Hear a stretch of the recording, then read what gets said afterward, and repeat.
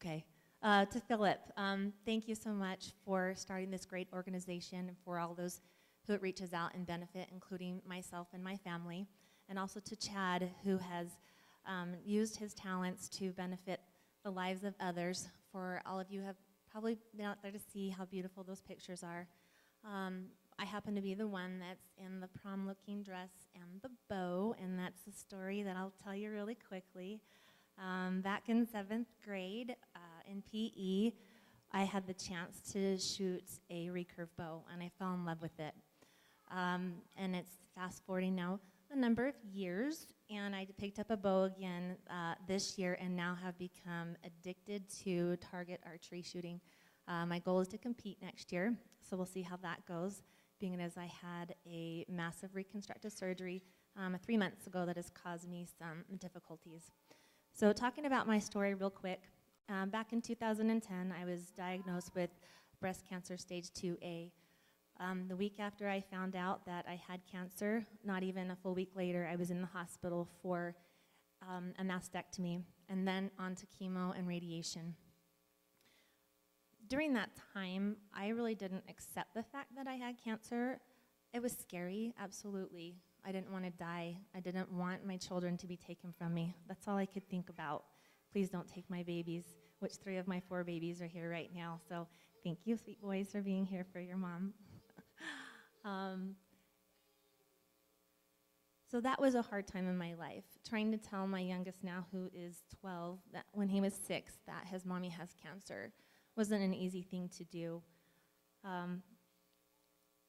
During that time, I had lots of miracles and blessings in my life that really opened my eyes to how much we need one another, how much we need to put our arms around each other and love each other. An extension of my family is here today also, my beautiful mother, who's also sitting with my children, and I thank her constantly for her encouragement and helping me and encouraging me that I was not going to die. My struggles now, post-treatment 5 years later, have been with complicated surgeries that have failed over and over again. So in 2011, I had a surgery go bad in which my skin opened up and exposed my implants. 24 hours later, I was in the hospital having what's called a latissimus dorsi flap construction. So my lat that was on my right side is now my right chest. I happen to be right-handed and shooting my bow right-handed, so that has become a challenge. I put off reconstructive surgery for a number of years because it was difficult. I didn't want to deal with the pain and the heartache and medicine and having to heal all over again. So I put it off until October 2014, thinking, okay, we can do this and we're going to be done. And that wasn't the case either. My tissue opened up 3 separate times again, exposing the implant. I ended up having to have the implant removed. The hard part of the story is, in December 2014, I had lost my job. And I told my surgeon, if I'm going to lose my implants, I need you to take it out before the end of December because I won't have insurance.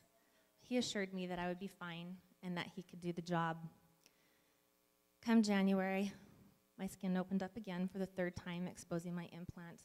Very serious infection set in, and I was disappointed and heartbroken that now I would have to lose my breast again, and not even knowing when I'll have the opportunity for reconstruction because I didn't have insurance at that time.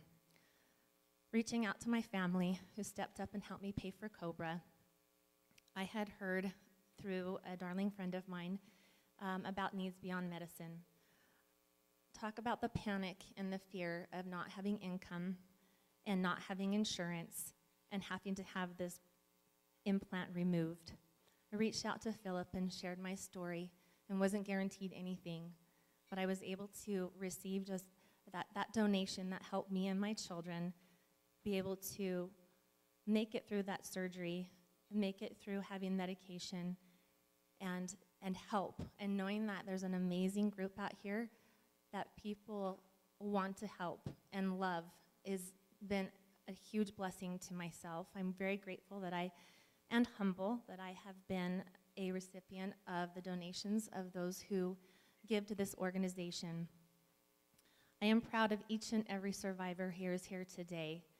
Is it okay if I ask those of you who are on the panel outside on the wall to stand up for a second, and we can recognize those of you who have their beautiful pictures up there? So those of you survivors, will you mind standing up, please, so people can see who you are?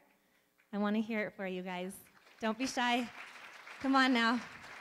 That's right. Thank you so much. Philip, Chad, Needs Beyond Medicine, the executive board. These are the people that we come together for and donate for. So thank you so much for your generous donations on behalf of those of us who have survived it. I pray that none of you ever have to go through this. But with all the gratitude in my heart, thank you so much, and thank you for the opportunity I've had to be here and to share a little bit of my story with you. Have a good evening.